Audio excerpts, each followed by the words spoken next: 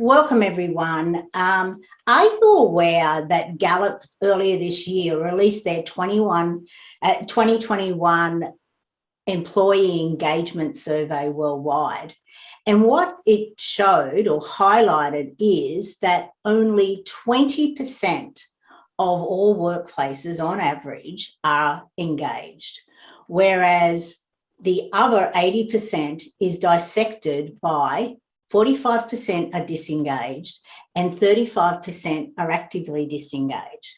So what do I mean when I say disengaged and actively disengaged? Let's just spend a little second on that. So disengaged people are only just doing their job, if that, right? They won't go out ever above or beyond. They come to work, they're dissatisfied, they are causing problems, whereas actively disengaged people are going beyond that. They are actually making sure that everyone is unhappy like they are. They are undermining their fellow colleagues and their bosses, and they are making the workplace very, very unpleasant for everyone else. And that's why these numbers are growing each time Gallup do their yearly survey. Just last year, engaged people were at 30%. So what is the problem? And how can we solve this? Gallup have also said that the 2021 population is around 8 billion people. They have highlighted that 60% of them are in the workplace, which means 5 billion people are working. That means 1 billion are engaged, 2.25 are disengaged, and 1.75 are actively disengaged. That means worldwide that 4 billion people are disengaged, which is huge. But, you know, worldwide, that's a lot of people. When you consider there's 8 billion, that's half the world's population are disengaged in the workplace. That makes for a lot of very, very unhappy workplaces. Let's bring that down to employees. Obviously, the first column is actively disengaged, the middle is disengaged, and then engaged. So if you had 50 employees, only 10 of them are engaged. 1,000 employees, 200 are engaged. How can we make that 800 people more engaged? What percentage of the total salary is the true cost of employee disengagement to you? I'd like you to put in the chat what you think the percentage of a total salary would amount to being people disengaged. Let's spend a couple of seconds of you actually all typing that in. 200%, okay. Thank God it's not that hard. Anyone else? 55%, 40%, okay. So probably when you add it up over the whole company, it is, but this figure is 18% of every disengaged and actively disengaged employee's salary is what is being wasted. So on $1 million payroll, that's $144,000 that is literally going down the drain. So if you have $1 million payroll, $144,000, what else could you bring into your business? How else could you redirect that money? And the thing is that if you actually got those employees engaged, they would earn even 3 times more their salary. So $144,000 could even come up to $750,000 or another $1 million. So today I'm going to go through how we can actually engage our employees and along the way make more profits. And isn't that why we're all in business? So I'm Karen Chaston, and I am the co-founder of the Chaston Centre. I am a grief and loss expert. I'm a CPA and a former CFO of a publicly listed company. And it seems like those last 3 things are quite disconnected, but I'm about to show you that actually I had to leave my corporate environment in order to and become a grief and loss expert in order for me to come back and go, imagine if I had known this when I was in my CFO roles. How different would the workplace be? This was me. That's all I ever wanted in my corporate career, to have a seat at the table. And I got there in less than 8 years after retaining my CPA status when I was 42. That's right. I didn't even have my Masters of Accounting until I was 38. That's when I started studying. This is me. This is my passport photo back in 2007. Now, I know that you're all going to say, yeah, but no one looks good in a passport photo, Karen. I'm going to show you in a moment that that's not true. But let's have a look at who I was in 2007. You can clearly see that I'm carrying more weight. I went, if you look at my eyes, I'm so disconnected. And I went and had my passport photos and I don't even have my lipstick on properly. That just goes to highlight how disconnected I was. But this is my 2017 passport photo. Let's hope I get to use it again. Who knows what was happening with travel at the moment. But as you can see, it's completely different. I look alive. I've got my lipstick on properly, which is really cool. But apart from that, my eyes are alive. I am happy. I am thriving. And if you just saw those photos and you didn't realize that, there is 10 years between those photos, but most people would say the one on the right is the earlier photo to the one on the left, but it's the other way around. The one on the left, 2007, and the other one is 2017. Completely different person. You can see the similarities, but I look completely different. So you can never say that you can't always have to have a bad passport photo. Believe me, I made sure that my 2017 was a good passport photo. So what caused the difference? There was no cosmetic surgery. There was nothing apart from me going on an adventure that I like to call becoming my own best friend. So what caused it? So back in 2011, my husband and I woke to find our beautiful 27-year-old son, Dan, lying at our back door. We thought initially that he had just passed out. But unfortunately, within moments, the paramedics arrived and they said those words that no parent ever wants to hear. I'm sorry, madam, he's dead. He probably has been for several hours. So what does one do with that? What did I do? I literally returned to work the day after his funeral, because isn't that what we're told to do? Just keep busy, give it time, everything will be all right, you'll be fine. I worked more, I ate more, and I drank even more. I just carried on, expecting life to be normal.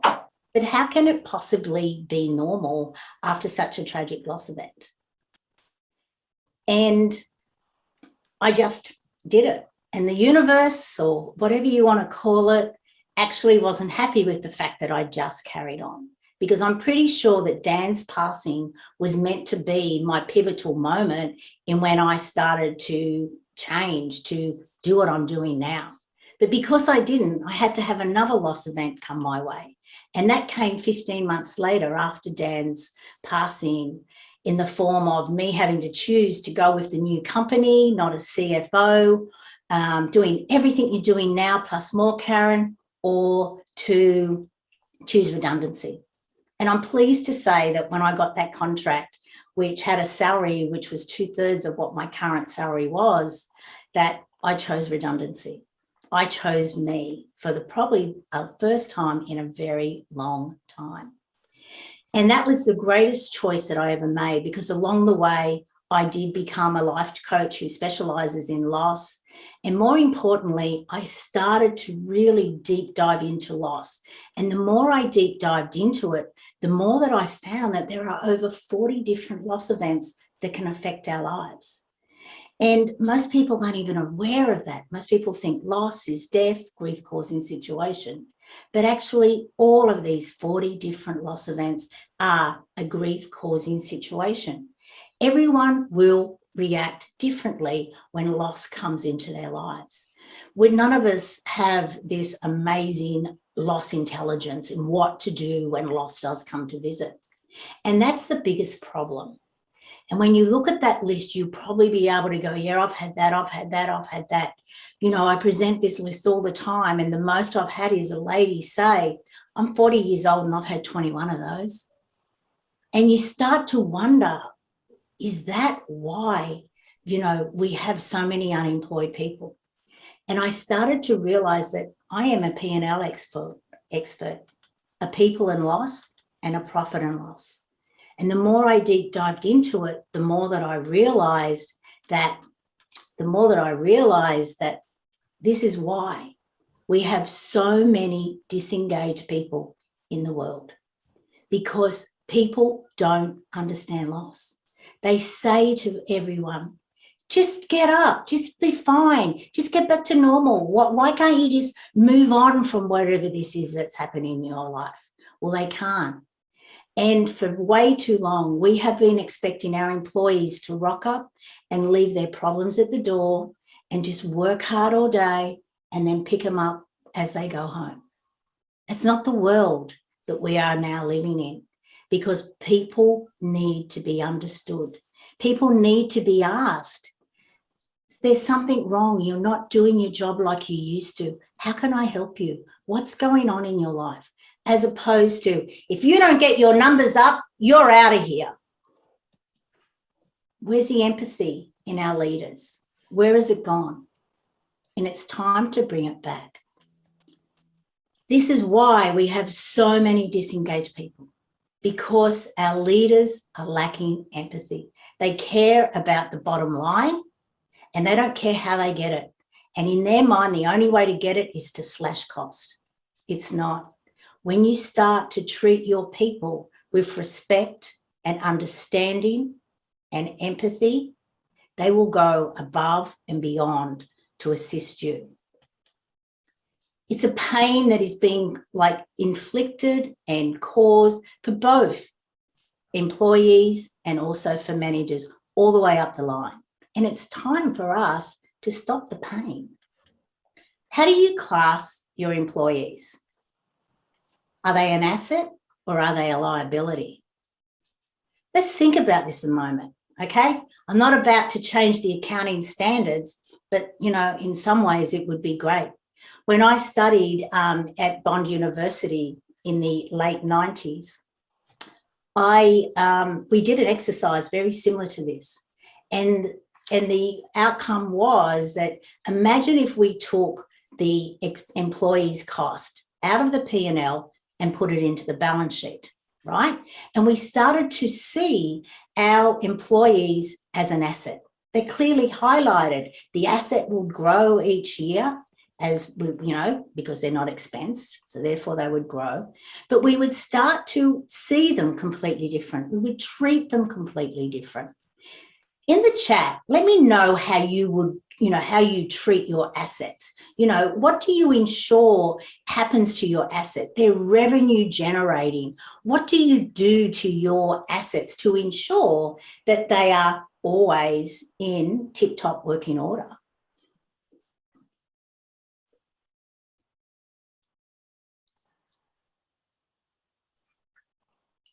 Yep.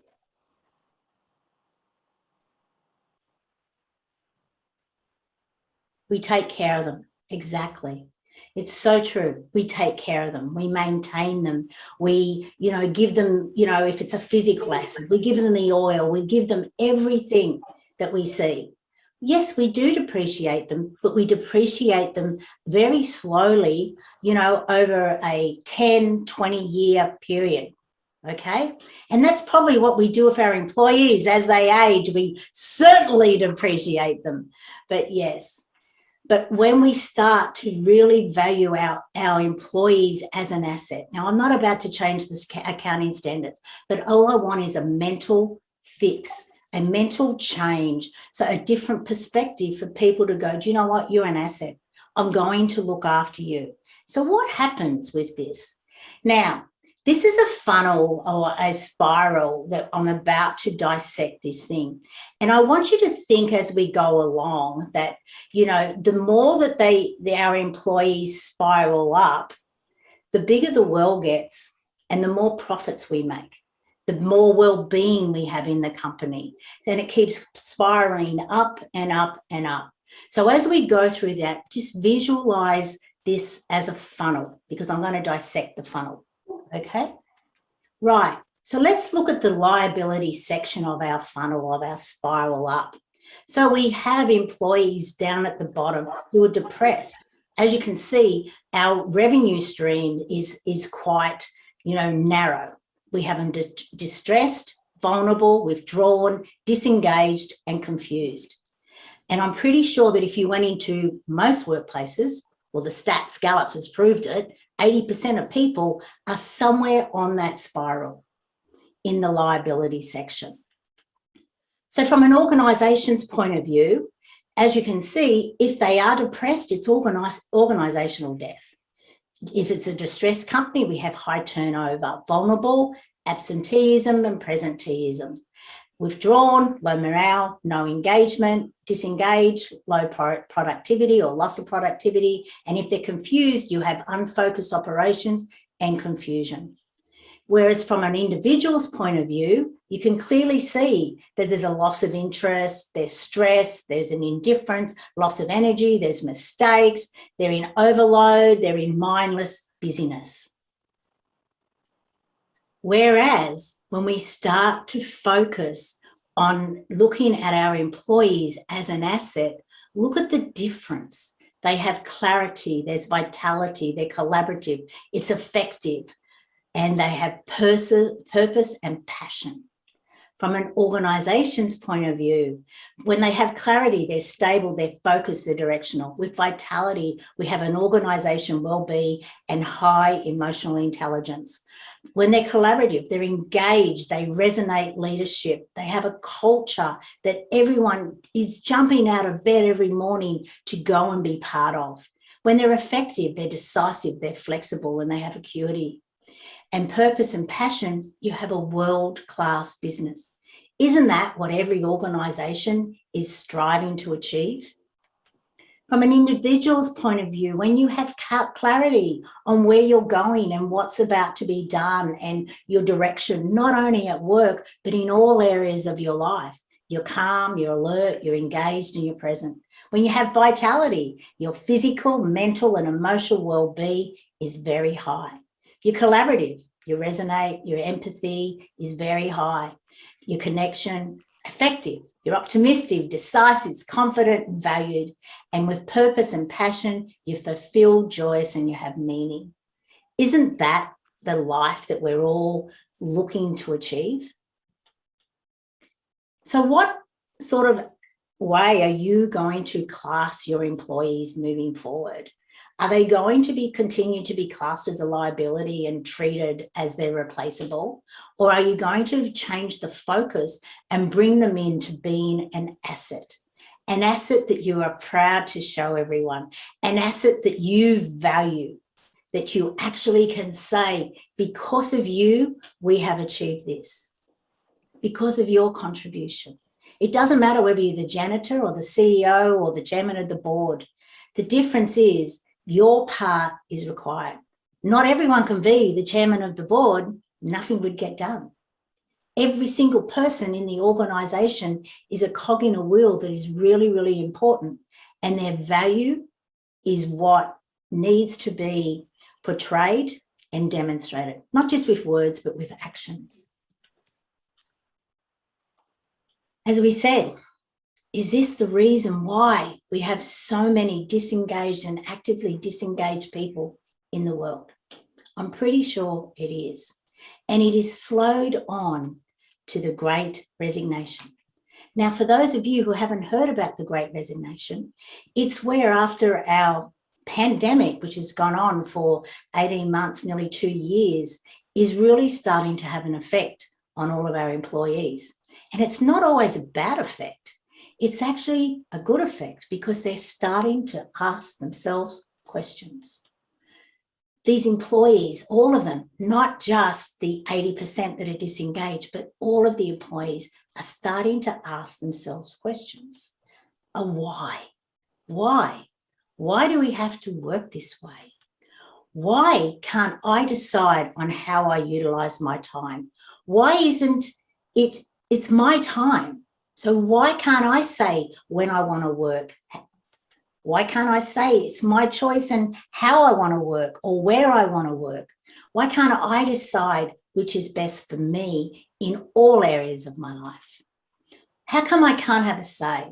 I have a lot to say and I'm always shut down. If they only listened, I have so many amazing ideas that will be expense saving, revenue generating, but they're not even willing to listen. Why can't I see my fingerprint on the design of the corporation, of all of the new ideas that are happening? Do you know what happens when an employee can see their fingerprint on a design? They will run with it. They will champion it. They will make sure that it is a success. As opposed to, if they'd asked me, I told them they wouldn't work. All they needed was to tweak this and this and this, but no, we're stuck with this system that doesn't work, that causes me more time.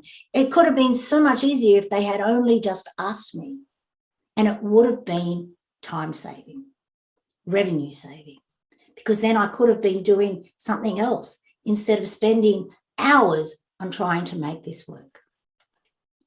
Innovation.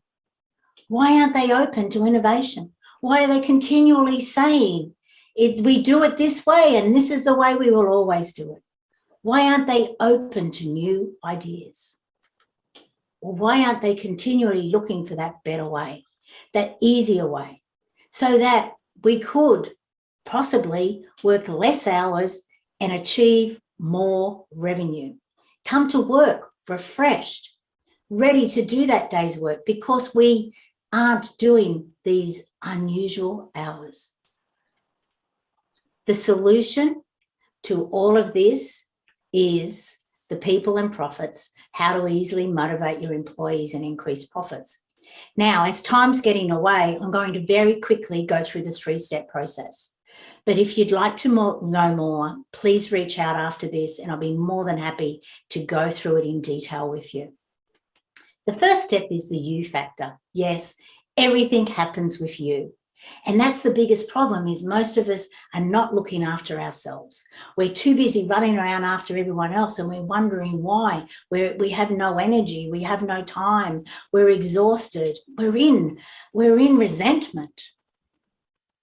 Well, with the you factor, we deep dive into you. Doesn't matter if you're the chairman of the board or the janitor, because we deep dive into every single employee, because we're all unique, we're all different. Sure, we're similar, but we all have different priorities in different stages of our lives. In the Chaston Centre Wellness Wheel, there are 9 areas of life, and I understand that's a lot. So I've broken them down into 3 pillars: all about you, all about your relationships, all about your expertise, and all about your wealth creation. We deep dive into all pillars, because when we deep dive into all pillars, we shine a light on them. And even though there are 9 areas of life, you're not going to spend the same amount of time in each area, but it is important that you actually spend some time in them each week, because then you can figure out where you are now to where you want to be and how you can close that gap to get there. The second pillar is the know, like, and trust factor. And this, of course, is not a marketing strategy. It's a strategy where we bring all of the you individuals into the workplace so that we can create a collaborative workplace. And it is about you actually understanding that it's time to have each other's back, as opposed to continually having to watch your back. That is the world that, you know, we're moving towards. You want more profits in your company, you want a workplace that is healthy, that is where everyone is motivated. This is the factor that will give it to you, because you have to know, like, and trust your colleagues in order for you to go that extra mile. And then the final factor is the resilience factor. Resilience is a learned skill. You can learn it. When you know how to do something, you will just automatically go into it.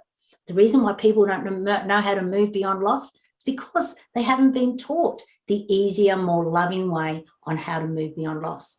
It's that simple. And when you have resilience, when you know all these different ways to move forward, well, of course, no matter what comes into your life, you know how to move forward, to bounce forward, to be quite honest. So that is the people and profits connection, the three factors, the U factor, the know, like, and trust factor, and the resilience factor.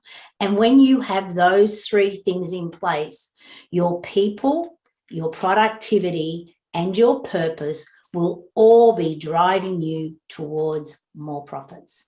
And isn't that why we're in business? Just imagine for a moment that all of your employees actually understood this. They lived by this. They rocked up each and every day ready to do their day's work, knowing that at the end of the day that they had made a difference. They were valued, they were respected. I think that's the world that we all would like to live in. So how are you going to value your asset? How are you going to value your employees? Are they liability or are they assets? You want more profits in your company? Get your people to have more clarity, to be more collaborative, be effective, have passion, and have vitality. That's how you achieve more profits in any company. Oh, do they sound familiar? Oh, yeah, we saw them all there. How funny is that? And the more that you bring them in, the more that your spiral will increase and increase and increase. So you will fill up the well with not only very happy employees who never want to leave your company, you will also have the profits in order to show that you don't have to work them more in order to make more profits. Actually, the more you work them, the less profits you will achieve.